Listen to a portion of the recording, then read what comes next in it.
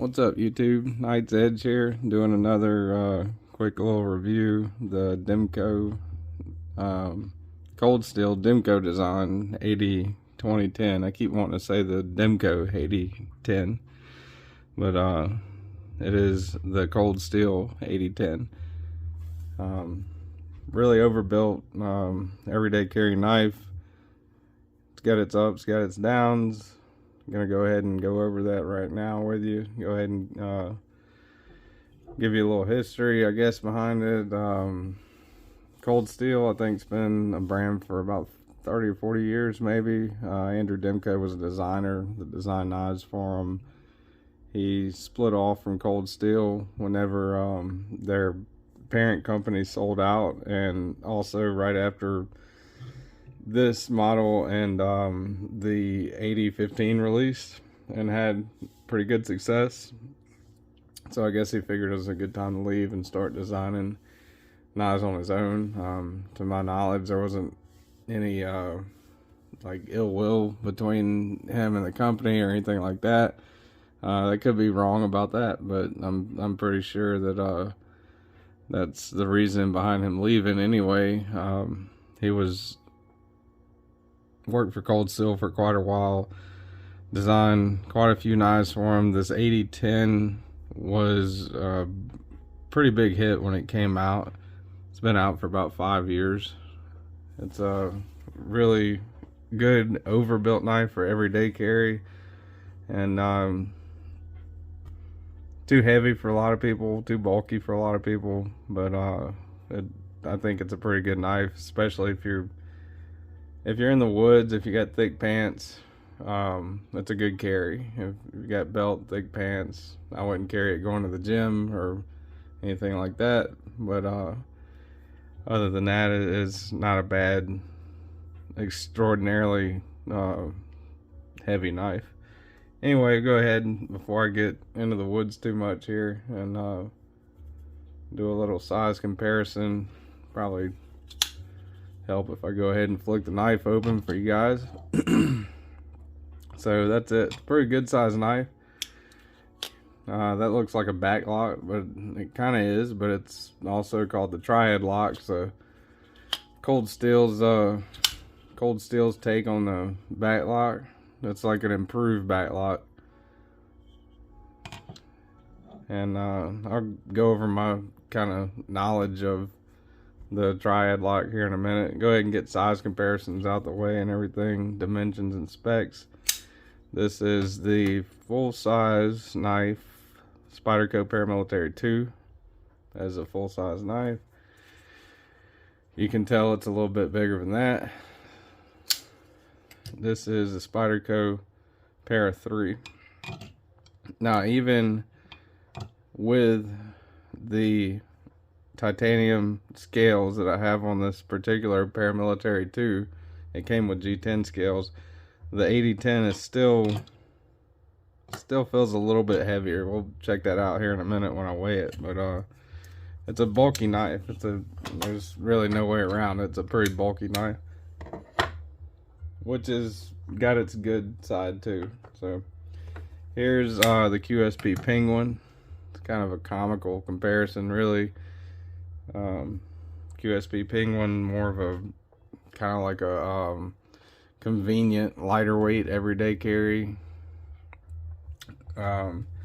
Here's Microtech Stitch with the ram lock. That's up against that one. Stitch with the ram lock, pretty close to the same length. Almost exactly, as a matter of fact, the same length as the AD-10, looking at it. But Stitch with the ram lock's got a lot thinner of a handle. Still doesn't feel as bulky in hand, and that Microtech Stitch is a pretty bulky knife. And finally, put it up against two that it's got a little bit of relation to, I guess you could say. That's the AD-20.5 Demco knives. That's from his own company, AD-20.5. This is the Cold Steel Mini Tough Light Now that's not a Demco design to my knowledge. It might be, but I don't think this is a Demco design. This is a cold steel knife. It is sporting the Triad Lock though. So, and it is a cold steel knife. The Triad Lock knives come in all different shapes and sizes. That's my point there. Shark Lock, another lock designed by Andrew Demko. Go ahead and get the tape measure out from the tip of the knife, tip of the blade, to the butt of the knife, butt of the handle. You're looking at right at, well, it's not quite 9, right at 8 7/8, 8 15/16 long.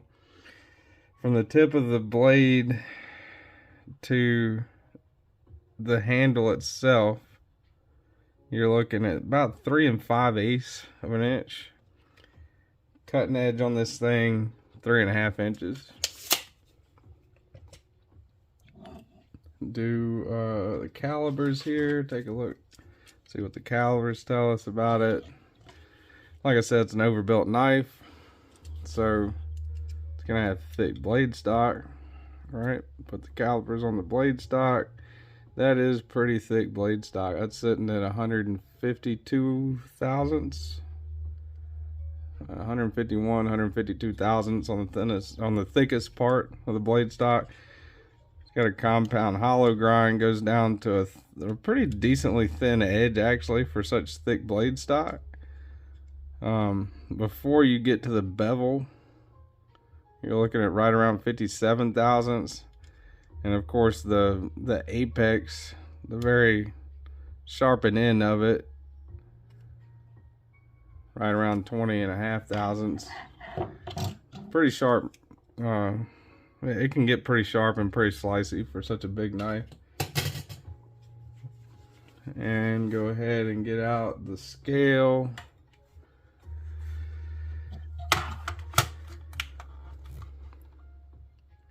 Make sure it's zeroed out.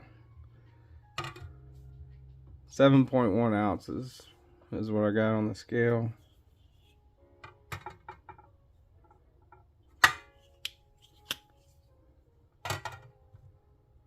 .1 ounces.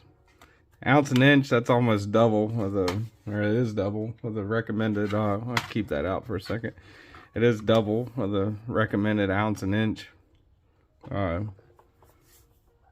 EDC knife carrying guideline, I guess you could call it. I don't really go by that. It's not like the Bible to me or anything like that, you know. I mean, if you want to carry a bigger, bulkier knife and it's, you know, really heavy, that's up to you, you know. Just do whatever's best for you, carry whatever's best for you. And it also, like I said earlier, depends on if you're in gym shorts versus if you're in thick blue jeans doing, you know, work out in the yard or in the woods or something like that. That's makes a hell of a difference. So that's sitting right at 7.1 ounces. And I'm just kind of curious at this point. That's Spyderco Paramilitary 2. Same cutting edge on the Paramilitary 2. Even dressed up with titanium handles on it, is still only at 4.9 ounces. So you can tell it's a pretty hefty boy. It's a good sized knife, no doubt about it. The scale. And last but not least, we'll check out the pocket clip. It comes with, and this is one thing I do like about the knife, it comes with another pocket clip if you want to mount it differently. This particular clip is the right pocket, right-handed tip up carry. It doesn't have an option really for tip down. It's not drilled, milled out for tip down carry, but it does if you look at it. The other pocket clip, and I've got it somewhere in the box that originally came in, but it comes with another pocket clip, which is pretty much a mirror of this, but for left-handed. So it is, in a way, it does come left-handed friendly. Now the lock, Triad Lock / back lock, is ambidextrous also, really, right? So it's, you could say with the clip that they send with it, it's a fully ambidextrous knife. Put it in the jean pocket there, so that's what you're looking at if you're carrying this thing. Got about that much sticking out. It's not a deep carry by any means. They do sell some aftermarket clips and deeper carry clips than this. This has always suited me fine, because whenever I carry this knife, it's not like I'm trying to hide the fact that I've got a pocket knife, and I'm not trying to really be too discreet about it, because it's already so heavy, you know. And let's see, we'll go over the hardware real quick. I think you got a T10 on the pivot, but I'm gonna make sure of that. That's a T10. And there, yeah, T10 on the pivot. Body screws, I'm also almost sure that's T6s. It's kind of a letdown, really. Yeah, T6s. All the other screws on this knife are T6s. I've never disassembled it, but you can tell just looking at it, the sizes. Pocket clip screws are also T6. For such a big knife, you would think they would have went ahead and went with T8s on it, but T6s work. I mean, there's functionally nothing wrong with them. Usually if you use T6s, you're gonna need maybe a little more hardware, 1 extra screw, 2 extra screws, something like that. But the big downside is if you got a lower quality bit, or even if you got a high quality bit and you don't do it the right way, or if they use a lot of red Loctite when you're trying to undo the screw itself with a T6 bit, it'll strip out a lot easier. But if you use good quality bits and you are careful about it, take your time, you shouldn't have too much of a problem with this one. They do sell aftermarket scales on it now. Original Goat's got scales that they sell. They're titanium, and those are pretty good looking. I really want to get some of them. I don't have them at this point in time, but that is an option also. It comes with a lanyard hole. I have no earthly idea why you would want to wear this around your neck on a lanyard. I mean, you could use it, you know, I guess you could put a lanyard on there to make it easier to pull out of a thick pocket. I guess that does make sense now that I'm thinking about it like that. But I've never really been in the lanyards. So if you notice, looking at it, it's got a hole drilled out in the handle right there.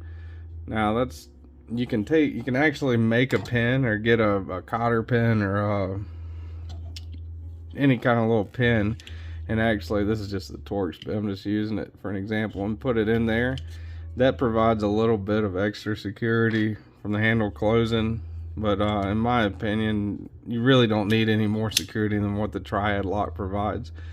And we'll talk about the Triad Lock just briefly. The Triad Lock, the thing to my knowledge that makes it better than the back lock, it's got 3 points of contact. So this thing has to have enough pressure exerted on it for it to break the 3 points of contact for the locking mechanism to fail.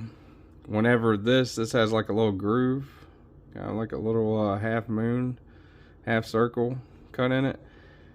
Whenever it goes and closes, it doesn't do like a typical back lock and meet up with the bar itself. This meets up with that pin in there, which, I get the camera to focus, you might be able to see it. Undo the lock and you can see it really good. That's the pin right there. So this meets up with that. Slide bar, locks in place, and it's solid. They've got torture test videos on YouTube from other content creators. A lot of people have torture tested the the AD-10 and not Demco. I keep saying Demco. Cold Steel actually has had some torture test videos with it, and it takes a surprising amount of abuse. And they use it as a chisel. They put time with it. They beat it with a hammer. They do all kinds of stuff you shouldn't do with a knife, right? So it can it's definitely a tough overbuilt knife, no doubt about it. The steel on this thing is S35N, which is I've never had any problems out of S35N. It's always been a really good edge retentive, corrosive resistant steel for the money, and it's held an edge pretty good. I've used this thing quite a bit, cutting rope, cutting packages open, and it's still got a pretty good edge. This is an edge I put on it a long time ago before I used it a good bit, but show you how this thing is pretty slicey for such a thick knife. It'll go through paper like nothing.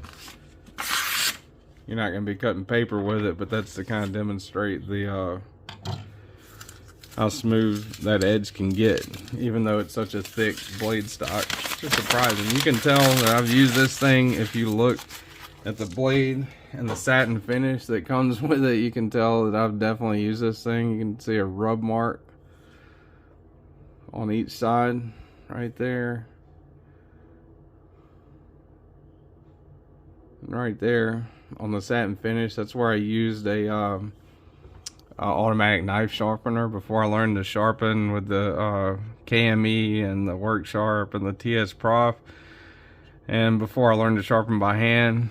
The blade stock's so thick that I drew it through the automatic knife sharpener that's got like a V kind of teeth.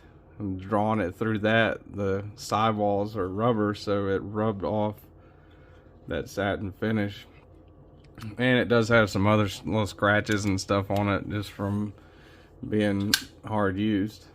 The action on it's really good. It's great action. No issues there. You can one-handed open it with the thumb studs, no problem. You can also one-handed close it, but I mean, if you've got your other hand available, I would suggest two-handed closing, because what happens is whenever you hit that bar, disengage it like that, the blade is heavy enough to where it's coming down right there. Doesn't have a forward finger choil, anything like that to kind of break that. It does whenever it's out, whenever it's locked up, it's got that choil right there, which really helps get in there. Great jimping on the top. Just gotta be careful if you're slicing with it that you don't slip up right there onto that. Kind of stay in that locked in position, or you can use it like that above the handle right there. This is jimped, two big jimping spots right there. 1, 2, there's 3 of them right there, and another couple kind of right at the top of the blade. It's really comfortable if you're holding it in a full grip like that. Really comfortable. Ergonomically, as far as whenever you're gripping the knife, when you're cutting with it, there's absolutely nothing wrong with it. It kind of hooks over towards the back right there, so that your pinky doesn't slide off quite as easy. So whenever you've got this thing, you got it tight. Like, it takes a hell of a lot to break that grip on it if you got a good grip on it. The G10 scales are really smooth.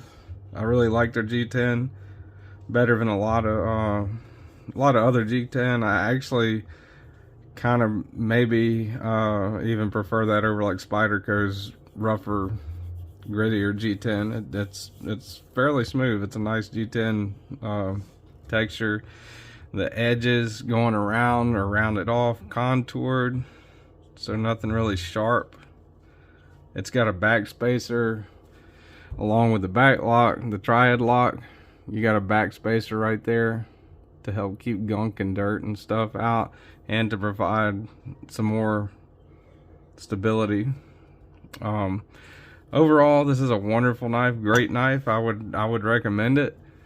I wouldn't recommend it as far as if you're doing something like walking or working out or going to the gym, kind of lounging around your house, anything where you're going to be wearing gym shorts, pajamas, swimming trunks, something like that. Would not recommend this knife because it's the heaviness of it. And you can still wear it. You can still have it in your pocket while you're doing that if you want, but I would not recommend that. This is a good knife as far as use. I would say, you know, if you're doing some heavy yard work, bushcraft is kind of like a backup knife for your fixed blade. Good knife to throw in your bug out bag if you got one. It's good for all that, and it definitely works hard. It's a hard use knife. Definition of a hard use knife in my book. But I can't think of anything else to tell you guys about it. This is the Demco Design Cold Steel AD-10 folding knife. Price, I guess over that price right now, Blade HQ Knife Center, they've got them from 141 to 149 is what they're averaging about, what it's averaging about on there. I would recommend, and I usually don't do this, but I would recommend Amazon if you're looking to buy one, because periodically they do go on sale on Amazon a lot more than they are on Knife Center or Blade HQ. Right now on Amazon, it's 114 bucks, which is, in my opinion, a really good deal for this knife. It's not USA made. Cold Steel's not USA made. Most of them are made in Taiwan, but that's not in any way reflective of the quality. Taiwan has some great manufacturing quality. Taiwan's not the same as China. Not that China doesn't have great quality also, but that's something I guess to be mentioned too. It's not USA made knife. But that's about it. Cold Steel AD-10. This has been a review by the Knight's Edge, and like the video if you like it. Hit the subscribe button if you're not subscribed already. If you want to see more content, more of me rambling on about knives. Appreciate you guys watching, and until the next one, have a good one.